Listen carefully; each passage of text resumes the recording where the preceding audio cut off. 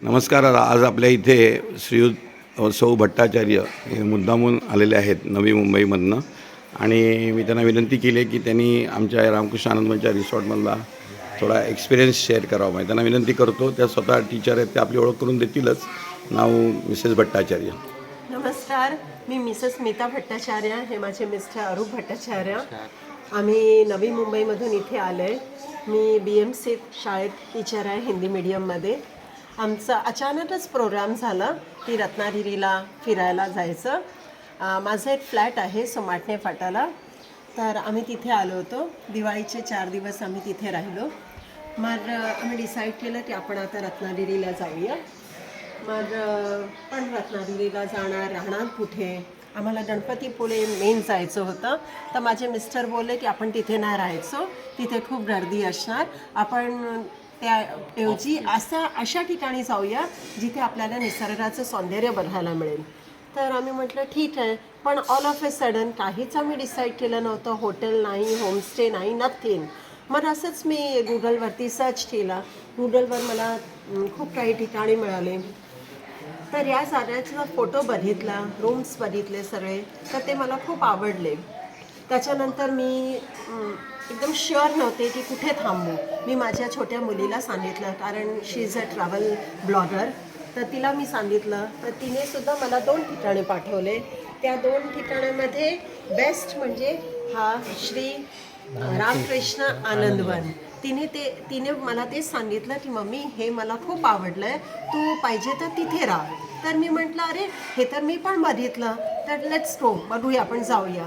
पण घाईमध्ये मला त्याच्यात नंबर सापडला नाही. तर आम्ही म्हटलं ठीक आहे जाऊया.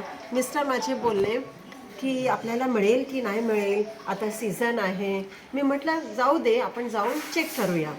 आणि आम्ही सोमाटणे फाटावरून सकाळी निघता 10 वाजले. 10 वाजता निघालो. 1-2 देवळात गेलो आणि मग आम्ही प्रवास सुरू केला. त्याच्यामध्ये आम्ही नाश्ता केला, लंच केला आणि इथे पोचता आम्हाला 6-6:30 वाजले.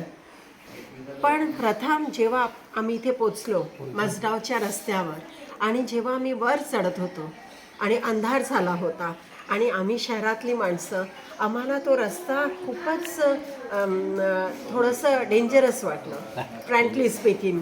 पण हळूहळू कारण अंधार झाला होता म्हणून जरा मला भीती वाटत होती. आणि गाडी घेऊन आम्ही वरती चढत गेलो. चढल्यावर पोचल्यावर अंधार झाल्यामुळे समजलं नाही. पण गेल्यानंतर तिकडची माणसं जे खूप हेल्पफुल, एक मामा होते, त्यांनी खूप मदत केली, आम्हाला रूम दाखवलं. मी मामानं सांगितलं सुद्धा की मला खूप भीती वाटत होती. ते हसायला लागले. मग तो रात्र चांगला गेला. थोडंसं घाबरून कारण आम्हाला सवय नाही ना एवढी शांततेची, आणि एवढं सुंदर म्हणजे ॲटमॉस्फिअर, आणि पूर्ण झाडं एकदम वरती टोकावर ते बंगलो बांधलेला सरळ. पण सकाळी जेव्हा मी बाहेर बॅल्कनीत आल्यावर बघितलं तर इट्स रिअली ब्युटिफुल, म्हणजे अमेझिंग, खूपच सुंदर. आणि त्याच्यानंतर इकडचे त्यांचे जे काम करणारी माणसं आहेत त्यांनी खूप मदत केली. ते खूप चांगलं माणसं, बोलायला बिलायला. रूम्स खूप मोठे, म्हणजे एवढा मोठा रूम मी हॉटेलमध्ये पण नाही पाहिला. जसं रूम मोठे तसं त्यांचं बाथरूमसुद्धा विशाल, म्हणजे रूम आणि बाथरूमच एका रूमसारखं एवढं मोठं. आणि हॉल खूप मोठा, हॉल प्रचंड मोठा, आणि ग्राउंड प्लस 2 माल्याची त्यांचं ते बंगलो. खाली किचन, खाली पण हॉल, वरती पण हॉल, सगळ्या ठिकाणी हॉल. खूप मोठे बंगलो आहेत, वेगळं रेस्टॉरंट आहे, आणि खाण्यापिण्याचं खूप आवडलं. आणि इथे शेती खूप आहे, व स्विमिंग पूल आहे. वरती पण एक मोठा नवीन स्विमिंग पूल बांधण्यात आला आहे, आणि तिथे मोठा मॅरेज हॉलसुद्धा बांधलं आहे. म्हणजे एवढं आवडलं. आम्ही 2 दिवसाचा प्रोग्राम ठरवून आलो होतो, ते आम्ही 4 दिवस राहिलो. पण आता जर आम्हाला कोणकण जायचं, मालवणला जायचं नसतं तर कदाचित 2 दिवस अजून मी इथेच राहिले असते. पण अनफॉर्च्युनेटली आम्हाला तिथे जायचं आहे. म्हणून आज आम्ही निघणार आहोत. पण इकडच्या खूप सुंदर आठवणी आणि जेवण तर एवन. हां, आणि डॉक्टर साहेब, डॉक्टर गिरीश बापट साहेबांची फॅमिली खूपच चांगली. त्यांच्या आईवडिलांशी भेट झाली, त्यांच्या छोट्या भावाबरोबर आमची भेट झाली, त्यांच्या मिसेसबरोबर. आणि त्यांचं स्वतःचं व्यवहार एवढं म्हणजे ते एवढे डाऊन टू अर्थ आहेत. एवढे मोठे डॉक्टर असून तेवढे डाऊन टू अर्थ आहे की आम्हाला खूप आवडलं. आणि नेक्स्ट टाईम आम्ही ठरवलं आहे की फिरायला नाही येणार, फक्त इथे राहायला आणि जेवायला येणार. That's all. Thank you madam, thank you very much. आज आमचं एक वैशिष्ट्य म्हणजे आमच्या इथे जवळजवळ 154 वर्षाची परंपरा आमच्या या काकडआरती उत्सवाला आहे. आणि या काकडआरती उत्सवाला पहाटे 4 वाजल्यापासून जावं लागतं आणि 1.5-2 तासाची आरती असते. आणि श्रीयुत भट्टाचार्य म्हणजे ॲज ए बेंगॉली म्हणा किंवा काही असं म्हणत नाही मी, पण एवढं हे असूनसुद्धा ते आरतीमध्ये समोर असून एवढे नाचत होते, ते मला विशेष वाटतं. तर त्यांचे 2 शब्द फक्त मंदिराबद्दल आमचे ऐकूया.